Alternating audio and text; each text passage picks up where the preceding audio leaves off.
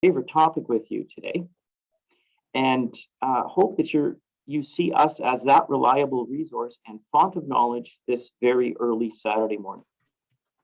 So today, we're going to bring awareness on several fronts. What green burial is, what is fact and what is fiction, current trends, learning more, and how you can help. But first, let's take a moment, and I'm going to get you to do a little exercise for this fine day. I'd like you to consider your green plans and everything that you're doing presently to reduce your carbon footprint. Your answers are similar and diverse, from composting and buying local to lobbying and keeping your lawns chemical-free. But there's more. Our environmental stewardship does not stop when our heart does. You do definitely have one more thing to do. And with that, let's begin to help you create your final environmental legacy. So let's talk about it. What is green burial? And when I'm asked what it is, I always answer it twice. First with the elevator pitch, which is simply green burial is the way we took care of our dead before there was a funeral industry.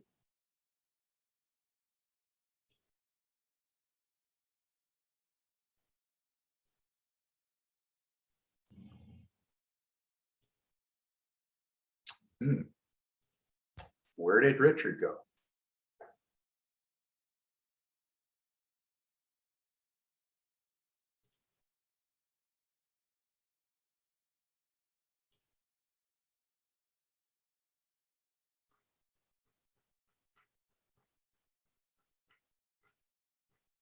It looks like our Zoom might have dropped him out. Let's give him a second for the technical difficulty to sign back in. Some people were saying that there was some sound issues. Is other people having sound issues? I can hear him okay when he's talking. Yeah, I could hear him fine. Okay.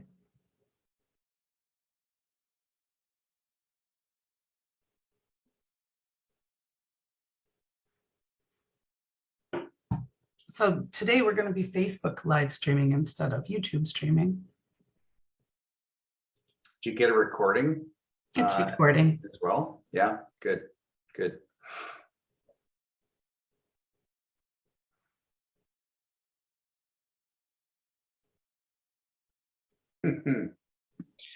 Angela, maybe while we wait, can you tell us a little bit how this event came to be? Or I've never heard about green burials in Manitoba before. Maybe we could give it over to Eric. Eric, do you mind filling in for a moment? Yeah, well, delighted, and thanks everyone for God, so impressed. There's so many of you interested here. This event came about when Richard Rosen joined the Green Burial Society of Canada. Coming on to 18 months or so ago, and Richard has really been the shining light in the prairie provinces when it comes to green burial. He's one of the few funeral directors that really gets it.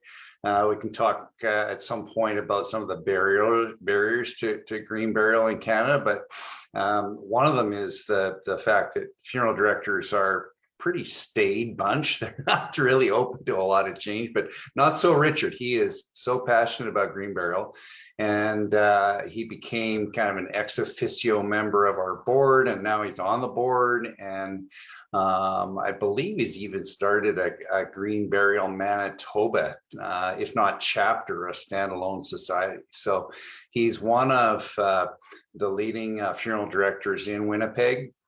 Calls himself the friendliest undertaker in Winnipeg, and I can certainly see why, because he's personable, and he's not shy about connecting with anyone and everyone. So I think he's extended invitations out to all the parties in Manitoba, and if I'm not mistaken, this is our first to other to political parties in Manitoba, and frankly, I think maybe one of the first in Canada. So consider yourselves yeah, be proud, because I think you're a step ahead of most parties, and as I think you'll hear, getting ahead and really being adept and fluent with the principles of green burial will stand you in good stead over the coming years and decades, because the demise of the baby boomers is upon us, as many of you in this around this table will know today. And so the long-winded answer, Richard has become a real stalwart of the green burial movement in Canada, and most especially the Manitoba Prairie Provinces area. Yeah, I'm not seeing any emails or anything from Richard. He's not back on, is he?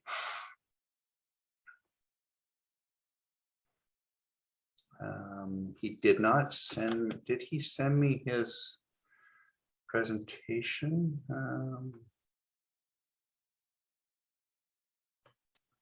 Don't think he did. I can certainly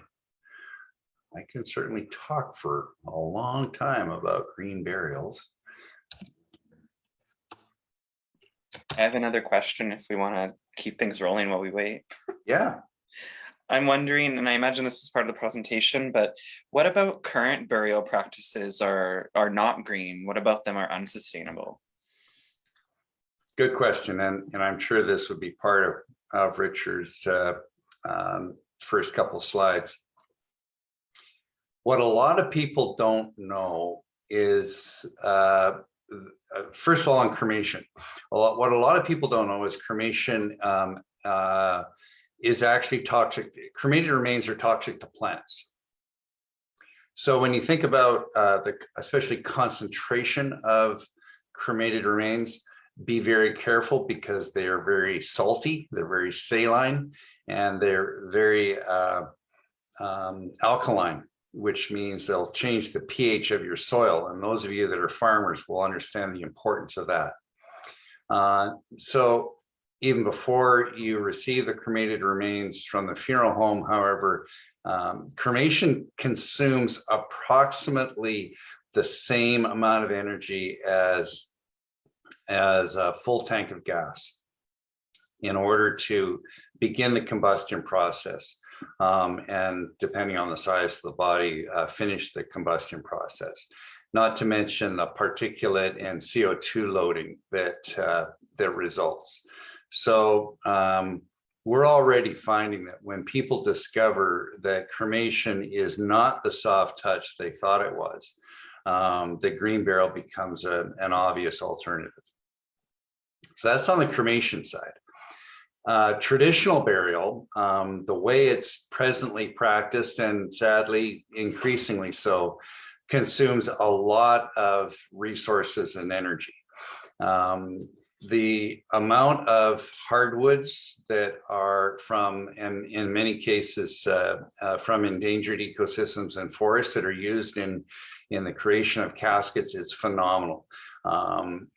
Richard will have the stats on his slide, but it's something equivalent to the number of board feet to build 10,000 homes or something phenomenal like that. Now, of course, you can get caskets from locally made materials, and that's one of our precepts of green burial. The other thing, what you may not know, is that many cemeteries mandate that the grave opening itself is lined with concrete. And what you may not know about concrete is that it's a very energy intensive material, and as well as consumptive of finite gravel and sand resources. And they're phenomenal stats about how much concrete is used in the burial of people, but it's enough to travel across North America and back 5 times, or something equivalent, on a highway, if you used all that concrete to pave a highway. So those are two of two or three of the main reasons why conventional burial and cremation, which are known as disposition options, is the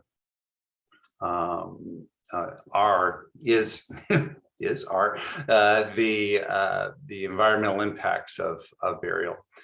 The other thing that and you may hear us talk about this more at the end of the session is in North America, uniquely in North America, almost everywhere in the world, we bury in perpetuity, which means that once your body has used up that little bit of geography, it is alienated from any other use forever, which is a long time. Now, most places in the world, after a fixed period of time, the site can be reused again, usually for cemetery burial purposes. But not so in North America. We decided long ago, hey, we've got lots of land. There's no reason why we can't use one spot, one person forever. There are a couple places in the world where a couple places in Canada where the grave is recycled, if you will, after in Quebec 99 years and in Vancouver after 40 years, but that is rare. So that's the other concern that we have, and frankly most cemetery planners have, is that we're running out of land. Winnipeg actually has a fair bit of land remaining. Master plan is undergoing right now in Winnipeg, and you've got some enlightened management there at the Winnipeg Municipal Cemeteries. But in most urban centers in North America, there is a crisis of cemetery lands. And so that's another reason to look at green burial as a way of optimizing the use of that bit of planet Earth in most effective way possible. Now let's see, have we heard from Richard, or shall I carry on here, folks? Just keep going. I'm trying to reach out to him on email right now. Yeah, I wonder if his internet there at the hotel failed him, so he'll be disappointed with that. But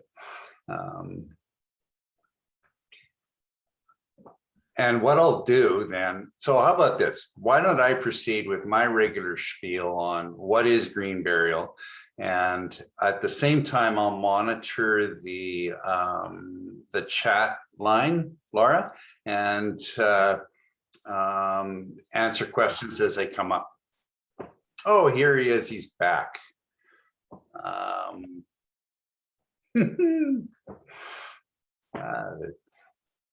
The joys of presentation. Is he back? Did he show up or not? There he is.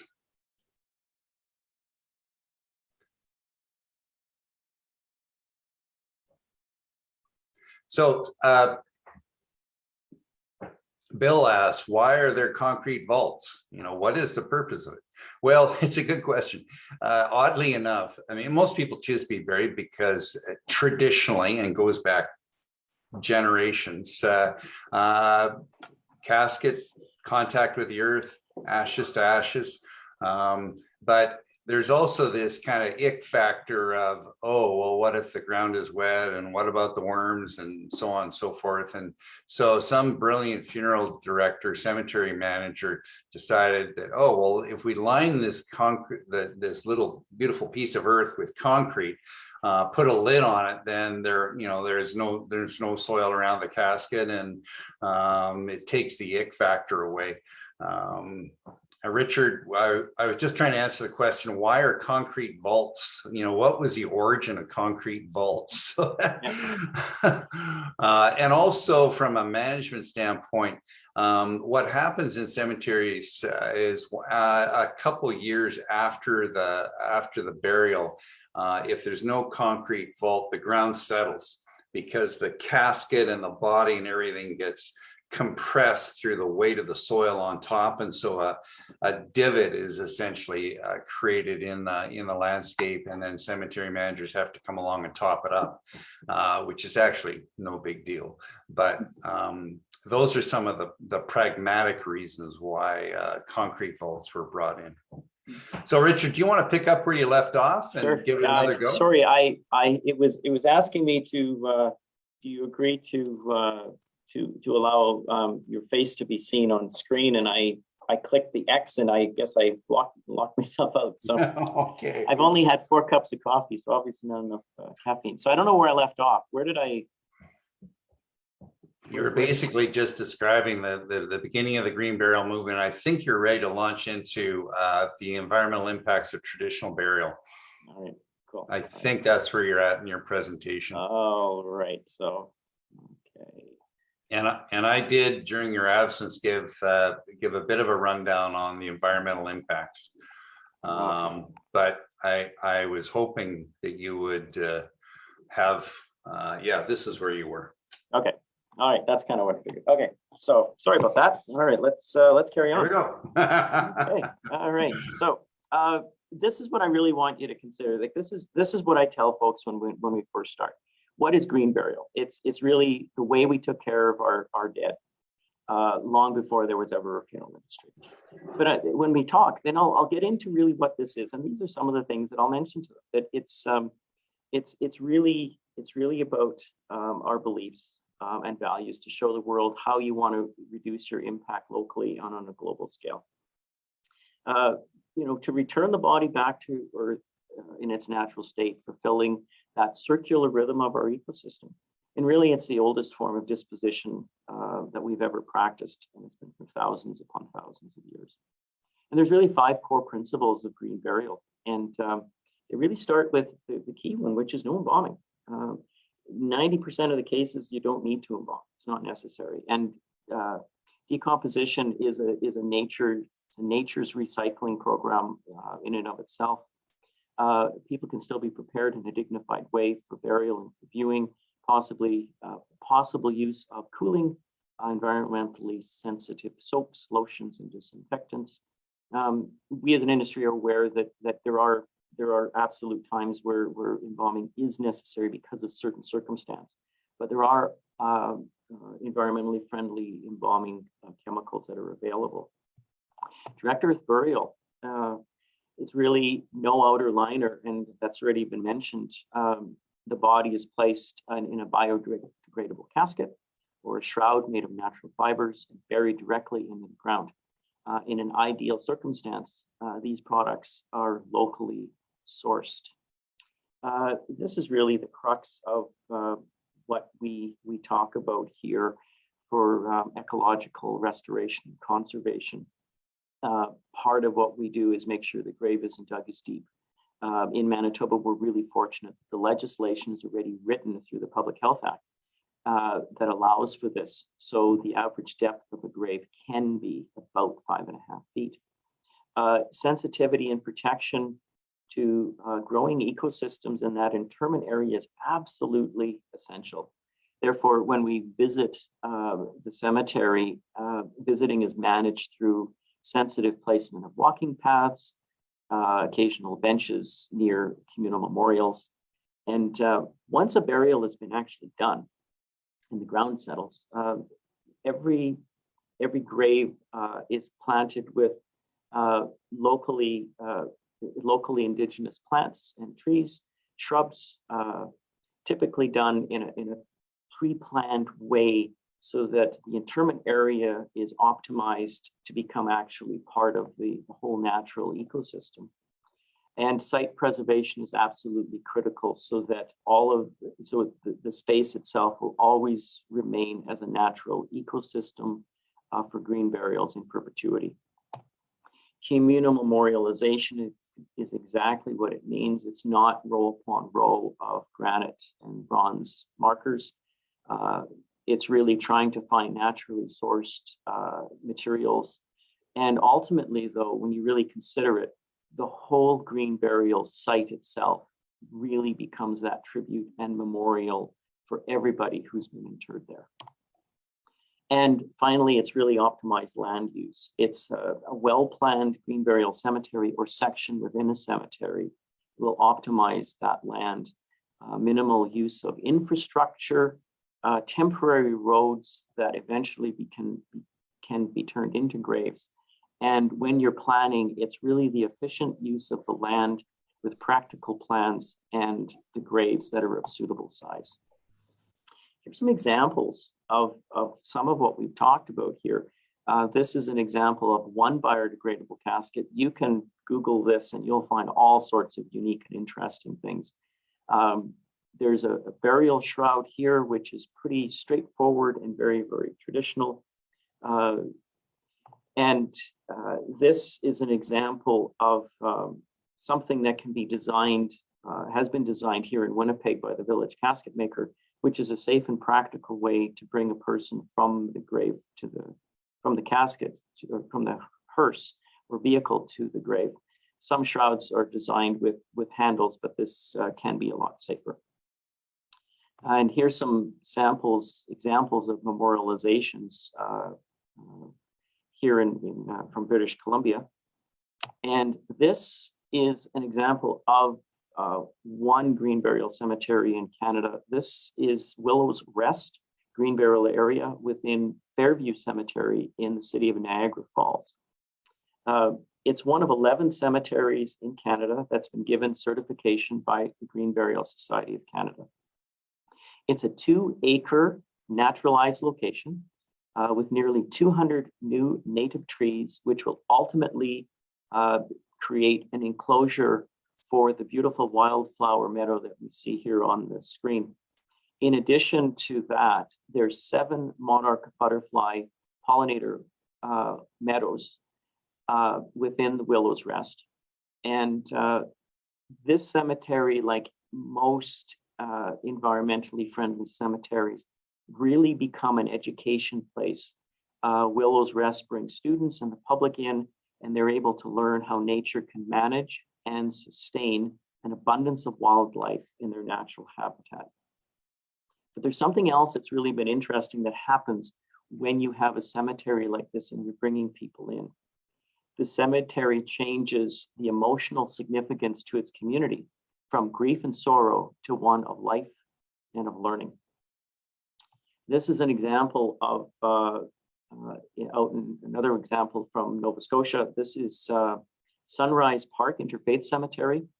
Similar to Willow's Rest, it's located within an existing cemetery, so it's considered a hybrid cemetery. So let's get into some history and some numbers fun. The Green Burial movement started in the early 1980s in the United Kingdom because of concerns of carbon emissions, because of a 98% cremation rate, but also because of rapid urbanization that was overtaking many natural areas. In Canada, BC became the first province to have a green burial cemetery, and across the world, you'll find them in the United States, Australia, and New Zealand, to name a few. And here's the numbers. For people who love numbers, this is good coffee clutch time to share. So from 1993, when all of this started, to now, there's what's been happening in the United Kingdom since the beginning. There's now 270 in the United States that started in 98. There's 93 cemeteries. And in Canada, starting in 2008, we now have 11. It's important to note, though, that we're pretty much neck and neck with the United States when you think on a population basis. So we're doing quite well for the size of country that we are. So let's stop for a moment and we'll take a short break. I know you've been waiting for me to come in, but I've got this already planned, so we'll just carry on with this. And we're going to do this popular feature and segment to the presentation that I call "And Now for Something Completely Different." So a number of years back, I had got a phone call from someone from pastoral care at one of the local hospitals that said they had someone that had come in, medevaced in from Churchill, Manitoba, and had died. And they were not from here, they were from England originally. So I met with the husband took care of all the necessary paperwork, got the process started for the cremation, and spent the better part of the day with this man, learned about him and his wife and their retirement and their family and their travels from the South Pole and Antarctica up to the North Pole and other places. And I took him to the airport and was saying my goodbyes to him. And he said to me, you know, Richard, there's one conversation that I really wish that I'd had with my wife before she died. And I'm thinking, you know, this guy was well read. And I'm just thinking, what philosophical thing is he going to say to me that he wished he'd shared with his wife? And I asked him, but what is that? And he said, I really wish I asked her where she parked the car at Heathrow. So there's humor in this line of work under the most tragic of circumstances. And it was a lesson well learned, and it's a story I love to share with folks. Fact versus fiction. As with anything, there are truths and myths. And green burials are not immune. Some people think green burial is a new idea, a low-cost, budget-driven choice, a fringe fad, a poor use of land, cremation being greener when it really isn't. Cremation is actually like driving 800 kilometers for the size of footprint that you have. Or simply, it's no better than doing nothing at all, which is really not true. In fact, it's historically how most of us have taken care of our dead forever. It's one of the many options supporting end-of-life choices. It's a growing trend of reflecting values for people from all walks of life. It's environmentally sensitive to conventional burial and cremation, and it's really a deliberate set of choices founded on the 5 core principles that we've already discussed. Current trends. We presently have 11 cemeteries certified by the Green Burial Society of Canada. And Eric, I'm going to ask you, if you wouldn't, I know you've already jumped in, but if you'd like to fill us in a little bit more about what's happening both with the green burial movement in Canada and a little bit about the Green Burial Society. Yeah, thanks, Richard. Great job. Missing from the list, I think the one you're missing is the New Prairie Sky Cemetery, just south of Calgary, in the southeast part of Calgary. A brand new cemetery, and they've got a significant green burial area set aside there. Most of the other, we've got green burial sites that are in cemeteries across Canada, pretty much. In fact, cemetery that's near and dear to my heart is in Iqaluit in Nunavut. And just like Richard said, green burial is the way we've been burying people since we started burying people, frankly, as a species. And up in Iqaluit, there is no crematorium in Nunavut, so people that die and are buried there are buried in the municipal cemetery, and without any adoption of green burial, it's basically a green cemetery. There's rarely embalming. It's a simple wood casket. We designed the cemetery so that the ground would be covered over with a native tundra material. There are a number of different communal markers there. So that's not on the list. There's others I can think of in the Northwest Territories and the Yukon that are not really green. They're not sanctioned or certified by the Green Burial Society of Canada, but they are green. Almost every cemetery that I know of, and our firm has worked in cemeteries across the nation for the last 22 years. Most master plans now include at least a placeholder for, if not a designation of a site. One of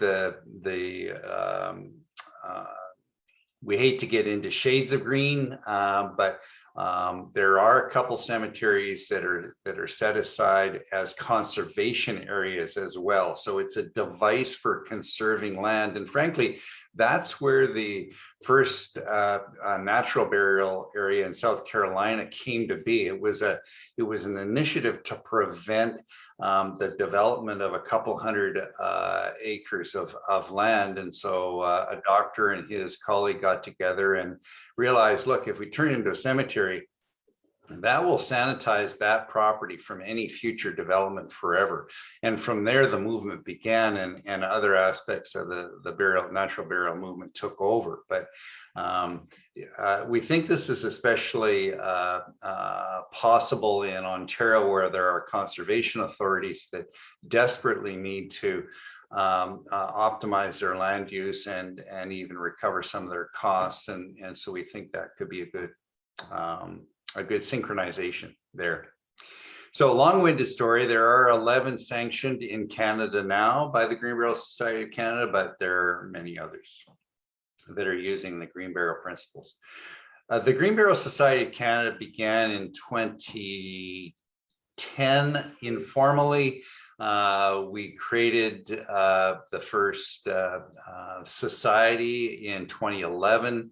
I was the founding president at the time, along with the then manager of Royal Oak Burial Park in Victoria, Stephen Olson. And we've, over the last number of years, attracted board members from Nova Scotia, Richard Gladley from Manitoba, and now we have a vibrant board that includes many funeral directors and representation from pretty much every province on a membership or on an associate basis. So it's our mission is to advocate for and support green burial across Canada. Yeah, I hope that answers the questions that you were anticipating, Richard, and I'll hand it back to you. Great, thank you. Green in Manitoba. Manitoba, we do not have any cemeteries exclusive to green burial, and there's aren't any that are certified. However, there are several in Winnipeg that are providing green burials in existing areas. For example, the city of Winnipeg, city cemeteries of Brookside, St. Vital, and Transcona do offer green burials in existing traditional sections. As well, plans are in the works to consider developing vacant areas by the city to become green burial sites. Casket manufacturers do offer green caskets for our industry. These types of caskets are no metal, natural linings, and non-toxic finishes.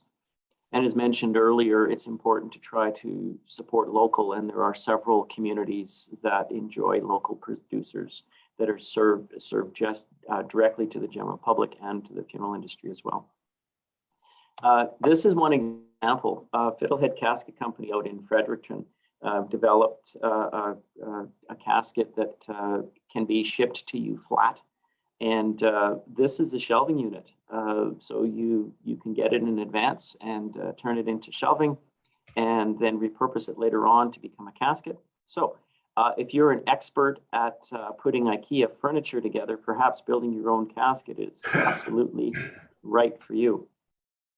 Like many across the country, the funeral industry in Manitoba has been slow to embrace and encourage green burials, and really the most significant factor has been awareness. Awareness, however, grows as resources and knowledge is presented by organizations like ours to our hosts like the Green Burial Party of Canada Green Party of Manitoba. We'll have to work on talking Green Party of Canada as well. Founded in February of this year, Green Burial Manitoba is a Facebook page, becoming an online resource with the latest information. We presently have a working group that will become the founding board and will follow the mandates of the Green Burial Society of Canada. We do collaborate with living environmental organizations to bring awareness of green burials, encourage their support by sharing our messages with their clients and followers. So now this is questions of how can I learn more? And this is some of the places that you can look at these great resources that we've mentioned, and they'll be listed in the chat, but also I think on the Green Party page, you'll be able to find this later. So there's the Green Burial Society of Canada, our Facebook page. Green Burial Nova Scotia has a Facebook page and a web page. Green Burial Nova Scotia is quite neat. At the end of every month, and I think it's Thursdays, they hold a Green Burial Cafe, and it's open to anybody. You can sign up, it's free, and it's just spend some time for about an hour and just talk, and you hear local people and others from the industry talking about green burial and other pertinent issues. Green Burial Council is the United States arm of the movement. And as mentioned, the Village Casket Maker and Fiddlehead Caskets are providers. There's a lot of other ones. Or Google Green Burial, and you'll really actually be surprised at the conversations that you'll hear and the journey and where the journey is going to take you. And also, if you want to talk to either Eric or I after, our information will be provided for you as well. So now that you're absolutely wound up and excited about Green Burial, and you want to find out how we can help drive this movement forward in a good, constructive way, the first thing really is to answer the planet's request of you to reconsider or to consider your green legacy. Learn more by finding information, attending seminars, asking loads of questions, volunteer to support Canadian organizations, help spread the word. When you volunteer, consider it, because we're small, we're growing, and we love to have you help us help spread the word to your family, your friends, local cemeteries, churches, and local funeral homes. I'm going to focus just for a second on churches for a moment, because every church in Canada, every denomination has some sort of green action plan. And whether it's the operations of the facilities, to messages to the kids through Sunday school, or even through sermons, there's a number of initiatives, and Green Burial doesn't seem to be hitting their radar, but we are working on that. And lastly, have us join in a presentation. If you are joining us here today and you're part of another organization that you think that we might find some interest in your group to bring this presentation to you, we're more than happy to do that. Not to change what's meant to be, but to create the means for it to happen naturally. Words that I heard years and years ago in another context, but are absolutely fitting for what we're talking about here today. Only a few generations ago, there was no funeral industry, and we were responsible ourselves for taking care of our dead. Green burials, and by extension, home funerals, are not a new idea, but rooted in our traditions that offered practical ways of doing just that. We were intimately connected to the process, and mainly unaware that what we were doing was practicing good environmental stewardship. In today's world, the funeral industry has impacted our lives in ways both beneficial and harmful. The Green Burial movement seeks to address these impacts, return our society to our roots of good environmental stewardship. So, on behalf of our host, the Green Burial Party of Manitoba, the Green Burial Society of Canada, Green Burial Manitoba, Eric Lees, and myself, we'd like to thank you for your kind attention and hope you have a great day. And that takes us to questions. I will stop sharing my screen. Richard, we've got a couple of really good questions in the chat. Shall we start there? Honor those that did contribute and move on to the spontaneous ones? Sure. Mhm. Okay. James asks, why do you think Canada has been slow to adopt versus UK or the US?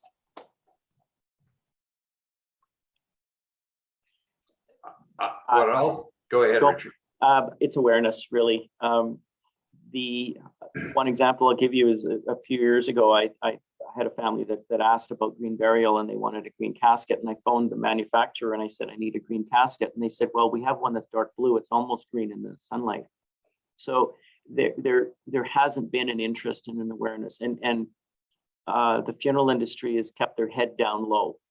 They've really not had an interest or a desire because there's a bit of a fear of the economies of this. So we're not going to embalm the body, which means that we're not going to be selling the good caskets. Maybe we're not going to have the hearse being used. What does this really mean? And there's been a little bit of a fear factor this. And when you don't know something, you become fearful. So that's one. And it's organization. It's to get enough people and a groundswell of support, which is now growing right across the country. So I think that's one of them. Eric? Yeah, I think you hit the nail on the head. I did reference one funeral directors as a potential barrier to green burial when you were offline there. So your answer was far more diplomatic than mine. Although I think, as Richard pointed out, on a per capita basis, we've got quite a few cemeteries that are green in Canada, and why, compared to the United States, why not as many as in the UK? Well, I think that the situation there, the crisis in cemetery land that I referred to again when Richard was offline, is far more dire in the UK, far more dire. And the state of their existing cemeteries is, at least up until about 5 or 10 years ago, was horrific.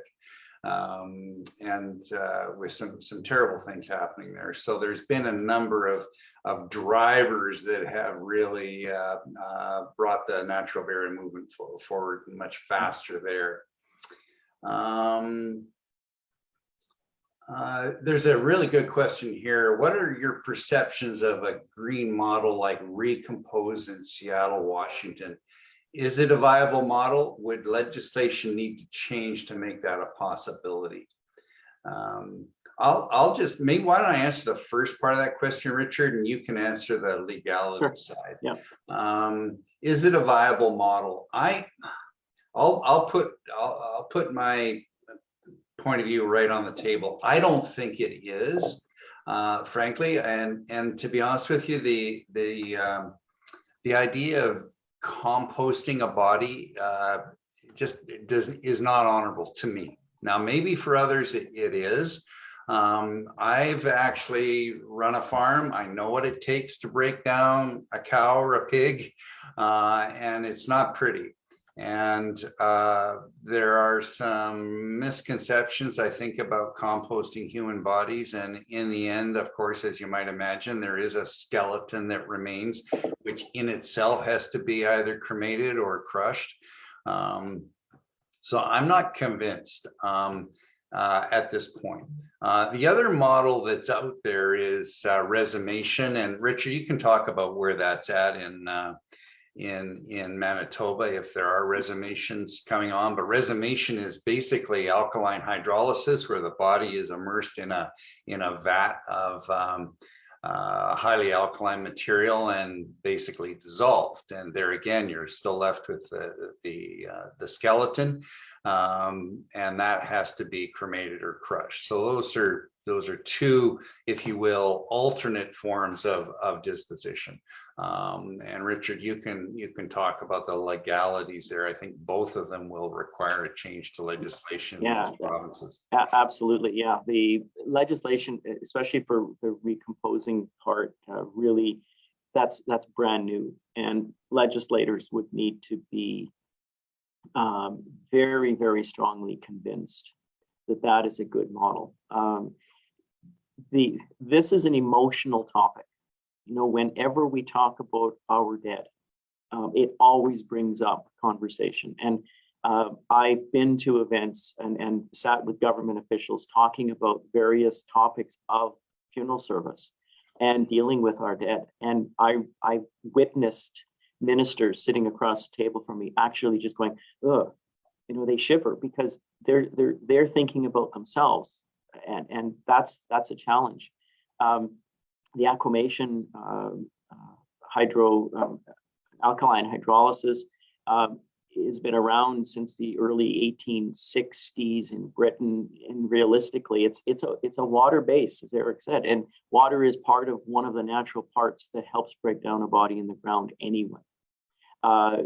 They're electrical in its form, not natural gas driven like a flame cremation unit is. So the environmental impact is minimal in that sense. And there are 4 machines in the country, 2 in Saskatchewan, who embraced it very, very quickly with regulations that did not need much change, other than just a slight change of definition.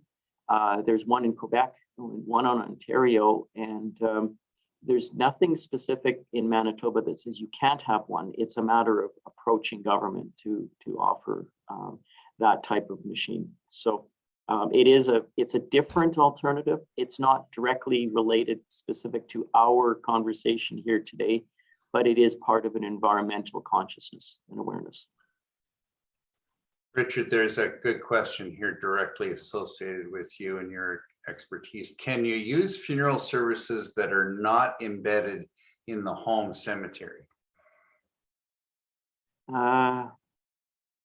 Absolutely. You can use any funeral service that you want. I'm assuming you're talking about where there's a funeral home that's located on the cemetery property itself. Yeah, you don't need to, you can be anywhere. We have examples of that right across the country with Memorial Gardens and the Dignity Group companies that we have access to all of them. You don't need to use them. And if they say you have to, well, that's just a blatant lie. You know, anybody can use them. So right. Yeah, there's a question here. Green burials are for pets too, as most companion animals are cremated. Question for environmental reasons. I would suggest yes, that's and convenience. I mean, the sad thing about the way we've handled death over really the generation of most people around this table is that we put it at arm's length and we separated it from our day-to-day life. Unlike the Victorian era, when death was very much a part of and was fully experienced. Not so for the last 30, 40, 50 years, as I'm sure Richard would attest. And yes, green burial can be for pets too. The thing that you need to keep in mind is that pets are not normally allowed to be buried in cemeteries under either provincial legislation or local bylaws, so, or the bylaws of the cemetery. So that's something that will have to be considered. Let's see. Yeah, it does happen though. It does happen. Yeah, that we don't officially know that, but when somebody hands you a box and say, "Can you put that in with Mom?" you kind of have a suspicion, you know what it is. But, yeah, we didn't mention that here. Louise pointed out the next Green Barrel Nova Scotia Cafe will actually be featuring our president, Mark Richardson, who was the visionary behind Willow's Rest at City of Niagara Falls. So you'd learn a lot by tuning into that one. Thank you, Louisa, for that. And then Kyle LaBelle asks, are green burials overall cheaper for the dead and their families? Richard, why don't you take a stab at that, and then I can chime in. Yeah, the thing is, it's not meant to be cheaper, it's different. What we've learned when we speak to families is that they're not really focusing on that as much as honoring the wishes of their person who's died or their family values. So price becomes a secondary thing. Basically, you know, if you delve into the weeds a little wee bit, because this is new, there's very few products that casket manufacturers are making. So it's not like they're building the traditional casket where they'll run several hundred, or several thousand in a year. They'll make a small run, and because the production runs are less, it also costs more. Caskets are a little bit more expensive. You have to use wood hinges, and you have to develop that. So, and we have Rick Cornelson-Zerby here on with us today for the Village Casket Maker, and he creates caskets like this, and so does Fiddlehead Caskets and others, and they know the engineering that goes in. So it's a little different. So it's just a different model. Certainly not meant to be cheaper. So. Yeah, I think that's well said. I think that we oftentimes confuse price with value, and I think most green burial families want to be involved. They want that value. They expect funeral directors like Richard Rosen and others in his profession to be very hands-on with them. They expect to be involved in the filling of the grave, potentially even the dressing of the body and laying in the coffin or wrapping in the shroud. And not all green burial families, in my experience, but many. So there is the whole social and emotional aspect and the fulfillment that happens with, and I can speak from personal experience on this. When my mother died, it was very much a part of my grief process to be very involved. Now, not all people are like that, but generally speaking, we see green burial families wanting to as part of their mourning to be involved. And I think that's one of the high values of cemeteries. Yeah, there may not be as many expensive monuments, and yes, there may not be expensive caskets, but what we're finding is that creative funeral directors are benefiting from the time and value that they're providing, and so I think you'll see that happen over time. There's a question here: can you speak to the benefits of standalone natural burial grounds versus hybrids? Natural burial, green burial, natural burial grounds are kind of used synonymously, so don't get too confused there. And a standalone would be, for example, the Denman Island Memorial Society, where they actually worked with a conservation society there to create a green burial within the grounds. And so that's very much part. That's very much part of that you could call it a standalone natural burial ground. And then there are others like Royal Oak Burial Park, one of Canada's most active green burial site, which is embedded within a traditional cemetery. So that would be a hybrid. There are benefits to both. I mean, obviously, in the more urban centers, you may not be able to find a beautiful piece of greenfield or brownfield site for a cemetery, and so hybrids are like at Transcona or Brookside. These are hybrid cemeteries, and they're serving the urban community. I mentioned the conservation authorities in Ontario that could creatively create standalone natural burial grounds. I would suggest one of the benefits of that is long-term conservation and habitat enhancement, ecological restoration.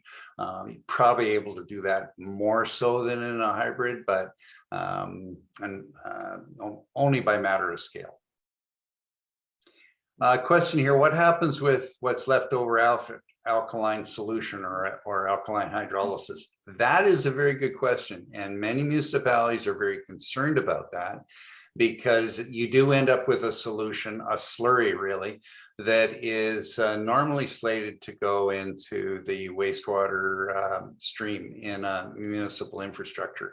A lot of engineers aren't too thrilled with that concept. Others have seemed to come to accept it, but that's the other thing that kind of doesn't sit well with me. Is it really respectful for the remains to be going down the drain? Yeah, but others don't seem to have that same kind of reaction. So we have to consider that when we're part of the embalming process, there is part of our bodies that goes down through the wastewater system, which is fluid. Blood is an organ of the body, so it is part of it. It's that same sort of idea. It's as I said before, this is an emotional topic. So yeah. Whenever that happens, we need to be very mindful of those sorts of things. Nicole has a really good question here, Richard. We're used to having a deceased person removed by a funeral home and handled there until funeral arrangements have been made. What are the logistics and time constraints when dealing with our dead in regards to green burial? Realistically, I'm going to give you a scenario that we have a lot of palliative care programs across the country where people are allowed to die at home, and they put medical things into place for allowing care. So let's talk about that. First off, that if somebody's at home, normally you're right, the funeral home does come and holds your person until we've made those plans. You can leave your person at home. That's part of the home funeral movement, which is a whole different topic, another topic for another day. Hint, hint. But it really means that you've got about 3 days. And when I spoke to Premier Pallister one time, and I was mentioning green burial, and he said, well, what's that? And I said, tell me how your great-grandparents were buried. What happened? And he said, oh, it was simple. They died at home, and they stayed there until we were ready. And then the grave was dug. It took a few days, and someone made the casket. We went out to the cemetery and went to the church. And I said, that's green burial. And that's a home funeral. And he answered his own question because he already understood. And he says, oh, that's it. That's easy. I get that. And that's really what it is. Our industry has scared the living bejesus out of everybody, saying, you got to get the body out of there right now because, well, you know what happens.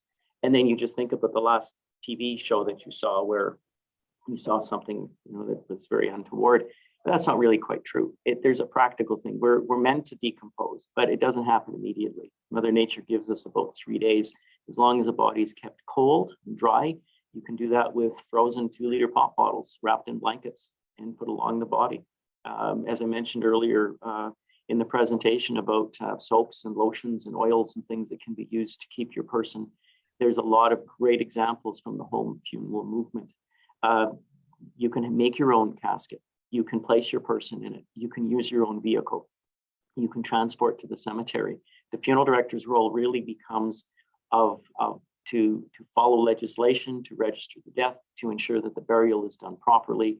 And that's pretty much it. If you want to be completely hands-on, I'm perfectly happy to help. In fact, I have been helping families do that right across the province where they've had their person at home. And I just come in and help and provide whatever services and guidance and loving care that, and I really mean loving care. It's beyond my license. It's about being helpful and doing that properly. So yeah, there's the answer.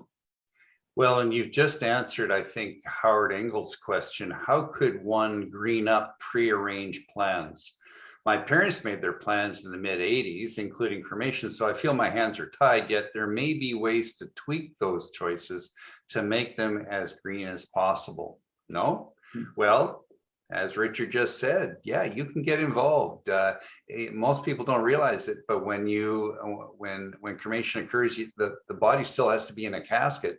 Well, there's no reason why that couldn't be a casket you make. Or in my experience, we built a casket for my mom, which we've sadly used for others in our family, to transport the body to the crematorium. And then we wrapped my mom in a shroud that my sister sewed. And you can transport the body yourself with the appropriate approval. So yes, there are ways of greening. You don't have to embalm, as Richard's been saying. You don't necessarily have to bring in a monument from China with all the attendant issues and fossil fuel consumptions that go with that. You can choose to be bury those cremated remains in a green cemetery or a green hybrid cemetery. So there are ways. There are ways. Can you comment on local economic impacts? I imagine embalming fluids are imported, whereas caskets could be made locally with local wood.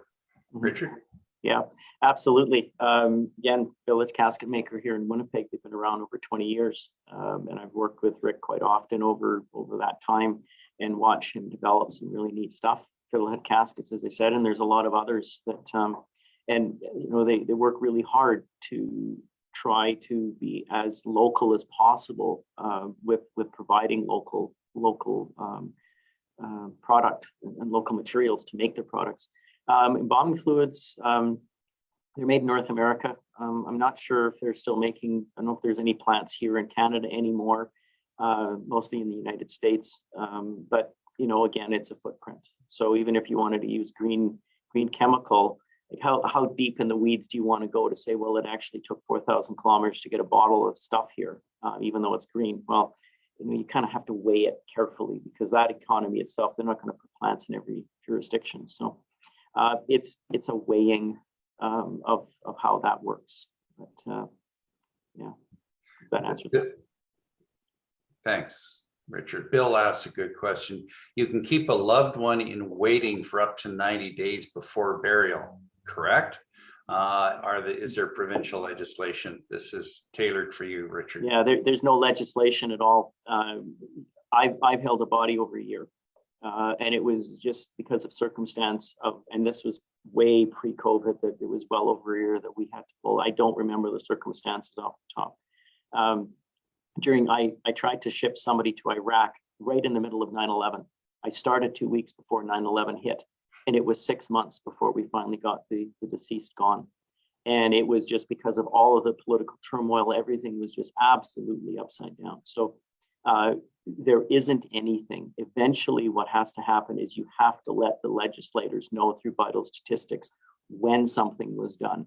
And at that point, you know, with that, we basically had to give an educated guess on what we thought was going to happen. And it was really, that's really it. So there's nothing that says it will be chastised or it has to be done within a certain period of time. Right. So. Well, listen, folks, we've gone through all the questions posted in the chat. Are there any others that want to just pipe up and throw some questions on the table here? I have a question. Esther.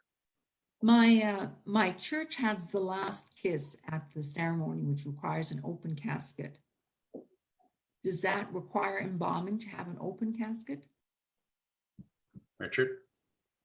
A last kiss, like, so Yes. somebody's, yeah, We no. kiss the body before the casket is closed. I'm Orthodox Christian, so that's Right. important for us. Yeah, no, topical sanitize, you know, you wash your face. You know, that's basically it. The body is, as I said before, we're meant to go back to Mother Earth at some point. It's our role as caregivers of the deceased in our industry to render the body as safe as possible. And everybody does that. You know, they don't think about any of those health implications of kissing a deceased. I don't have a problem with it. None of, you know, it's what that is. So there isn't really anything perfect. Do what feels right. And there isn't really Can we anything. have an open casket service Yeah. without embalming? Absolutely. Yeah, I do that quite often now, you know, as long as I keep it within that first 3 days. It becomes an issue if a person has been autopsied, because that brings in a whole separate set of dynamics of the intervention on the deceased. And, you know, that's where embalming really needs to be, because you're intervening and the body's being intervened on ways that are absolutely difficult to manage. And it's not a good visual if we don't. There's too many things that can go wrong in a viewing. So we try to avoid that. So I'm going to have to hop off. I have to be at Brookside Cemetery in a few minutes for 11:30. So I'm going to leave, and I'm just going to leave all my equipment here and head out. So I'm going to leave you with Eric. Yeah.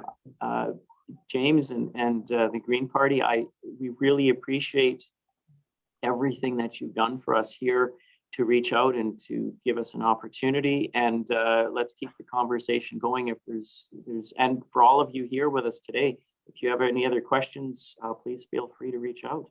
Richard, thank you so much for being here. Sorry, I was late. I did a technical issues, but thank you so much, Richard, for being here. A really interesting discussion. I'm sure we could keep going, but yeah, thank you so much. I know time You're is welcome. tight. Take care, everybody. Have a good day. Signing off. I can carry on, folks, if that's all right, for another, shall we say 10 minutes? Is that good? I know it's Saturday, want to get on with our lives here. Thank you, Eric, for being generous with your time. 10 minutes. Oh yeah, no, I'm enjoying this as always. And I always learn something listening to Richard. He's fascinating, isn't he?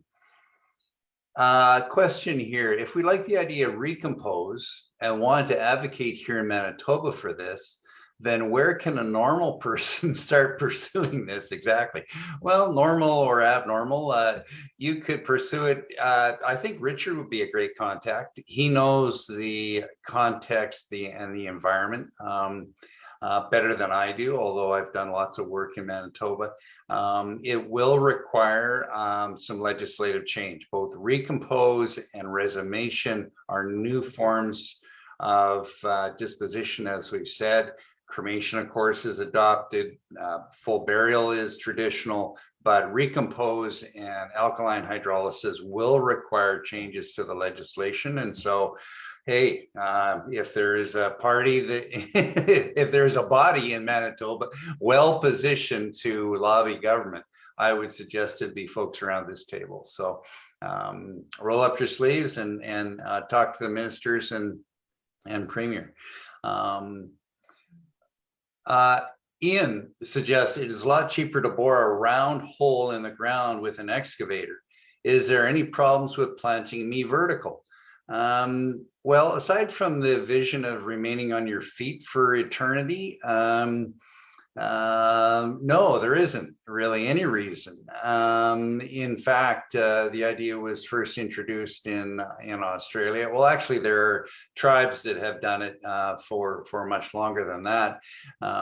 The one issue that you run into is that in most locations, either by provincial legislation or by the bylaw in the cemetery, there's a certain amount of soil cover over the top of the casket, that minimum amount of soil cover, and that's mandated. And so it can mean a fairly deep hole, right?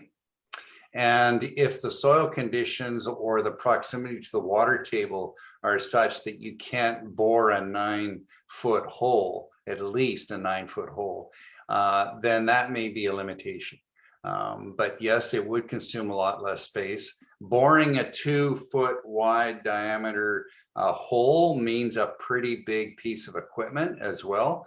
Those could be pre-drilled, if you will, but it would save a lot of space, no doubt about it. Any advice on changing provincial legislation regarding care and maintenance funds? Our fund requirement is increasing to 165,000 for new cemetery operators in Ontario, and it feels supremely prohibitive considering green burial ground doesn't require the same amount of maintenance. Yes, that's so this person is obviously dialed in on one of the technicalities of cemeteries, and most provinces care fund is mandated by the province. And so monies from every burial are put into that fund, and the interest on that fund is then, the idea is, and it's used when the cemetery is full and you have to now maintain a cemetery that doesn't have operating revenue. In Ontario, to start a cemetery, you need to deposit or seed that account with $165,000, which is a lot.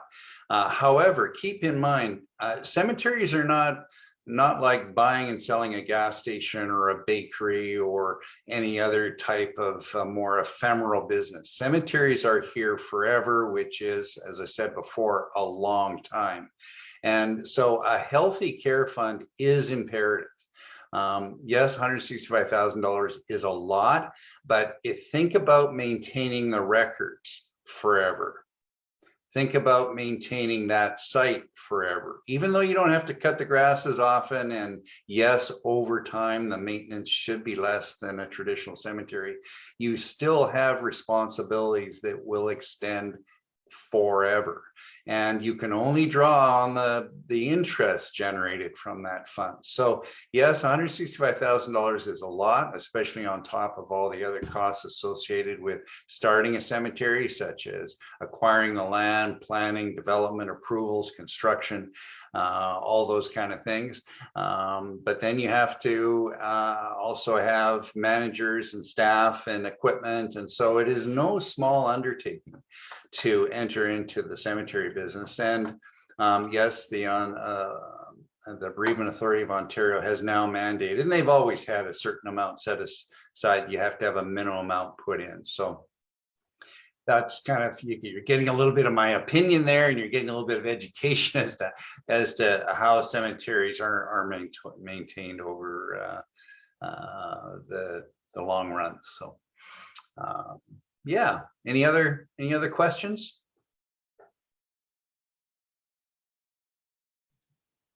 Are vaults, can you get away without having a vault, or does it depend on the cemetery?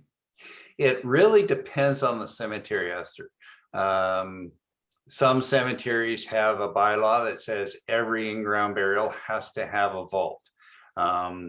Now, bylaws can be changed. That's not a big deal. So whether it's a religious or a for-profit or a municipal cemetery, if that's where you want to be buried and you want to be buried green, talk to the managers there and explain that to them, and they can change the bylaw.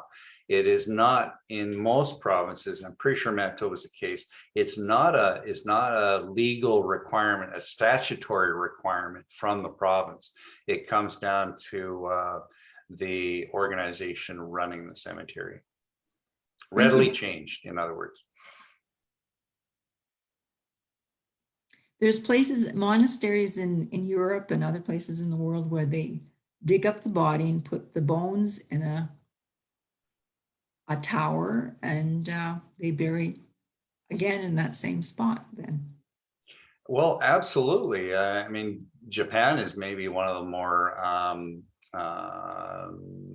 well-known examples of this. After 7 years, in some traditions, the body buried first, after 7 years dug up, the skeletal remains sun-dried and then pulverized, and then the bones put in an ossuary or in a columbarium. So it's kind of a hybrid version, which allows for the reuse of that little bit of land in perpetuity. And so that's something that another piece of advocacy at some point, if someone or some party wanted to take it on, is to break this tradition of burying in perpetuity and going to fixed term leases, so that after 20 years, say your grandparents die, then your parents can go into the same spot and you would go into that same spot.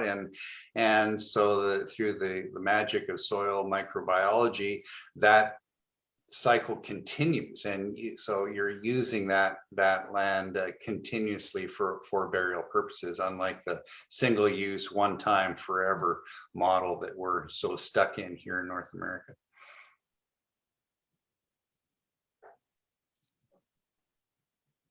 I just have one last question. We didn't touch on monuments. I mean, part of this might be something you're talking about, the emotional part of it, but I think sometimes people want that gravestone forever. I wish to be composted, but I think my family wants that gravestone. It's important to them. And you did touch on communal markers, but is there anything further, I guess, you could address on sort of the headstone themselves and our need for memorialization, I suppose, might be how to put that. Yeah, it's a very, very intuitive question, James. And when we first kind of got into this 20 some odd years ago, and this started actually in the UK, is that, oh no monuments. Monuments consume space, and they take energy to make, and they come from around the world. But what we soon found is that we have this atavistic need. We have this primal need to mark the spot. It's just something about humans, that whether it's leaving a stone on the top of a headstone in Jewish tradition, leaving flowers is actually a good, and that goes back hundreds of years as well. We have this primal need to mark the spot, number one. Secondly, and I think this is really important, and one of the things that's lost in the that has been lost in the last 40 or 50 years, where cremation came in, quick and dirty, wipe your hands, done, no memorialization. And so now what we're finding is that families that have done that, the grandkids are saying, well, wait a minute, where's grandpa buried? There's no marker anywhere. There's no physical place and that's sad. And there's a whole generation of community narrative that has also been lost. And I go so far as to say that every one of us here today deserves surely at least one generation of narrative in public. Sure, maybe we're not, Gandhi or Churchill or choose your person that should be remembered for a long time, but surely each one of us is due, regardless of our status in society, that memorialization. So I think that's what you're getting at, James. It's not an ego thing. It's actually, I think, an altruistic thing when memorialization occurs, because you're telling your story, even if it's just a birth date and a death date. This person lived and died in this community, and maybe an epitaph, sometimes humorous, sometimes serious. And now with digital memorialization devices, you can tell you can put a whole biography on a digital memorial device. So long-winded answer, yes, we find that there is a need to mark the spot. And sometimes it's just a little round stone with a name on it, or a special stone, even a wood marker. I mean, wood now can last for a long time. Or these communal markers that we've talked about, where a number of people are, their names are etched into one stone, birth date and death date. There's no reason to be dogmatic about this stuff either. Lots of green burial areas have individual headstones, ideally made from local materials, rather than shipped from India or China for obvious reasons. Another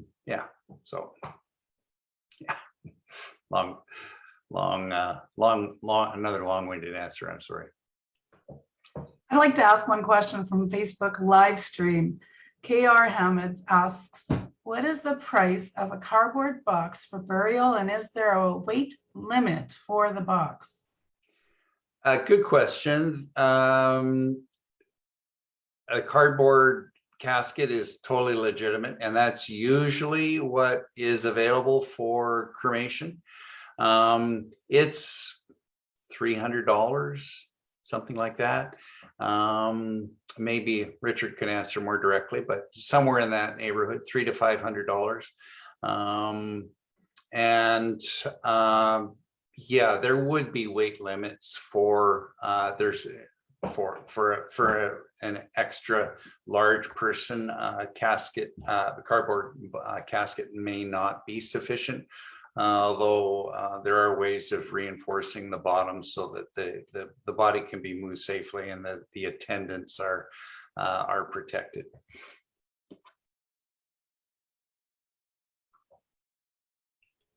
Okay, well, I think I extended the 10 minutes there by a little bit with my long-winded answers, but really a pleasure to spend some time with you folks here, and so impressed that at one point we're up to 40 participants at least. So that's really impressive.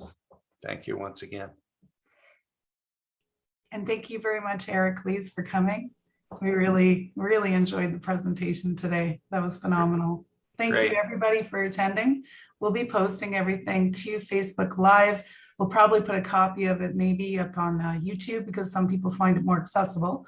And then I also have in the discussion groups, I'll post a long list of links that you've seen me post through the chat screens here in session.